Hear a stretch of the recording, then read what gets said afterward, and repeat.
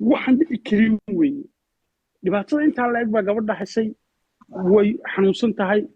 ilmaheedii bay weyday waa hooyo soomaaliyeed rafaad bay aragtay haddana waxaa ugu sii darsamay in ay daraantay ciil ah in aan qof garab istaagay uusan jirin marka walaalle looma baahnaa in idinkoo dhibaatada intaa la eg gabadha walaashiina u geystay inaad marba ka hadashaan waxaa loo baahan yahay iyada inaad u tartaan iyadoo qanacsan ood raalli geliseen ood u hoyateen aad markaa bulshada aad u timaadaan laakiinse haddii aad ku socotaan in aad bulshadii istiraahdaan iska jeediya iyadiina ay sidii qolkeedii ugu xidhan tahay oo murugaysan tahay oo dhibaataysan tahay oo tacsiyaysan tahay dee taasi waxay u eg tahay ina xataa damiirkii soomaalinimo ee laysu naxaya xataa idinku jirin marka halkaa ku joojiya gabadhan qanciya soomaali waxba ha qancinina soomaali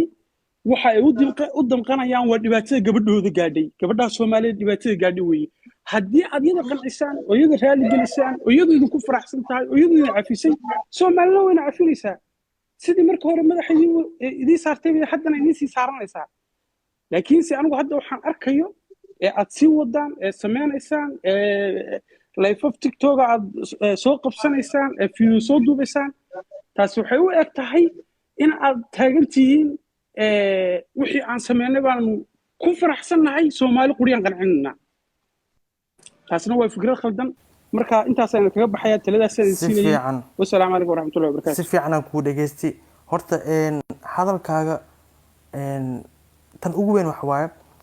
kaliya fiirin Soomaaliland qanacsan gabadhaas qanciya anagana ma dhehaynin kaliya Soomaali kaliya hala qanciyo ma dhehaynin hadalkayga hadda si fiican u dhageysatay hadalkayga wuxuu ahaa isku day arintan adig ku haysato intaadan xalinin gabadha arinteeda inaa xalisid kadib arintan adig ku haysato inaa xalisid sababtoo ah Amira xitaa arina haysato macnaha gabadhan arinta macnaha hadalka ama video ay soo duubtay darteeda loo kacay Amira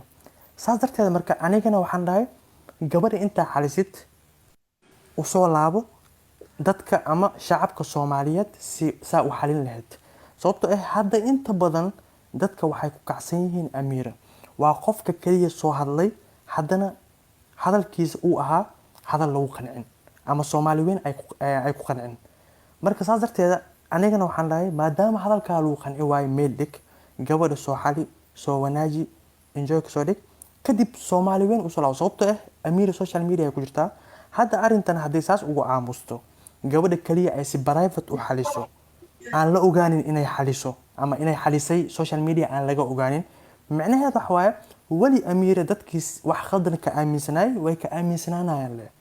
marka saas darteed ani waxaan u dhahay gabadha xali kadib u soo laabo shacabka wax siday aaminsan yihiin ama hadalada aad ku hadashay saa u qancin lahayd saasaan u baxa isku kamaalo isku si baan wuxuu wadnaa eg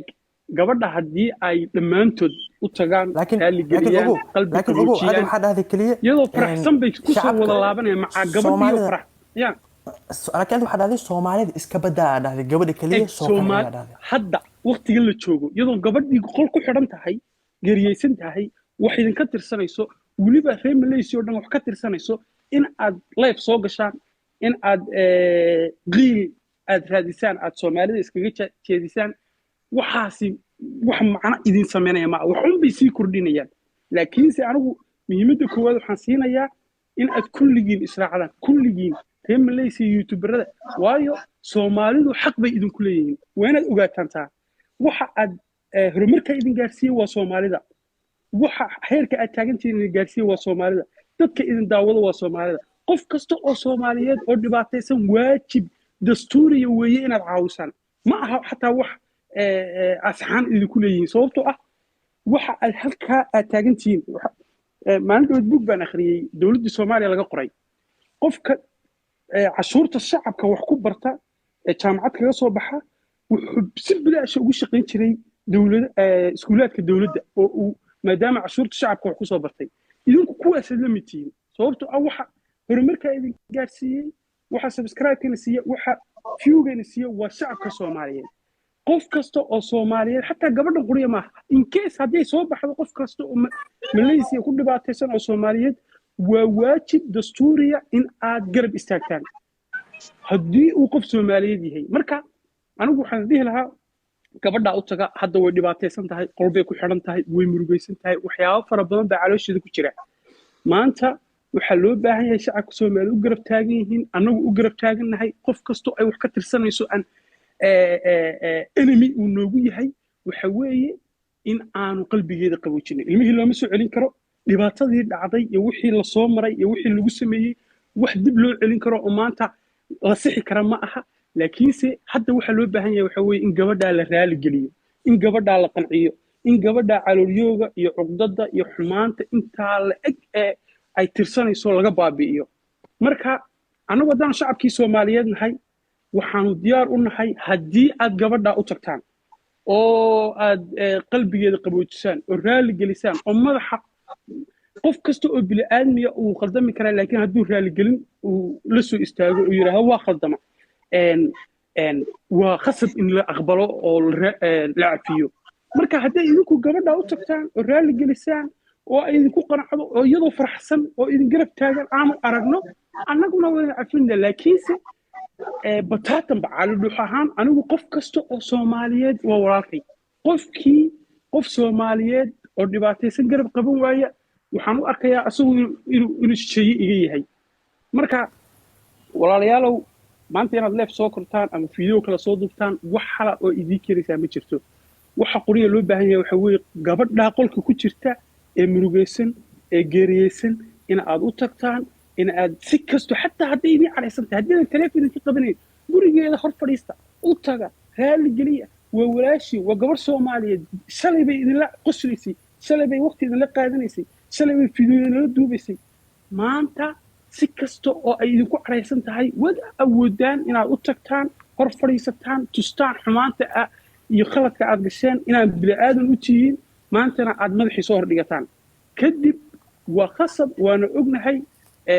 waa hooyo Soomaaliyeed dumarka Soomaaliyeedna waa dadka ugu caloosha jilicsan ugu qalbiga wanaagsan shacabka marka haddii aad u tagtaan wayna aqbalaysaa marka idinkoo gabadhii garabkeeda taagan haddaad shacabka Soomaaliyeed u soo gudbisaan cid markaa inay kor iniisii qaada mooyaane hoos idin geenaysaa ma jirto markaa ku dadaala waana ka baxay waa mahadsantihiin okay Amir aan siino meegal mar Amir soo dhow